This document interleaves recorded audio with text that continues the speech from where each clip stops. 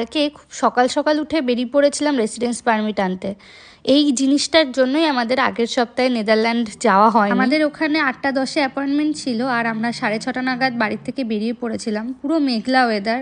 জানি না রবিবার আর সোমবার কি হবে, কারণ যদি বৃষ্টি হয় তাহলে টিউলিপ গার্ডেন দেখা পুরোটাই মাটি হয়ে যাবে। তো যাই হোক, আমার রেসিডেন্স পারমিট নেওয়া হয়ে গেছে। এখানে সবকিছু খুবই সিস্টেমেটিক প্রসেসে হয়, মানে আমাদের 8:10 অ্যাপয়েন্টমেন্ট নেওয়া, তো 8:10 আমাদের ভেতরে ঢোকাবে, তার 1 মিনিট আগেও না এবং 1 মিনিট পরেও না। বৃষ্টি হচ্ছিল, আমার বাড়ি ফিরতে ফিরতে একটু লেট হয়েছিল। অভিজিৎ তো ওই পথে একেবারে অফিস চলে গেছে, তো আমি ফটাফট কিছু বানিয়ে নিচ্ছিলাম, কারণ 11:30টায় অভিজিৎ লাঞ্চের জন্য আসবে, ওকে তাড়াতাড়ি খেতেও দিতে হবে।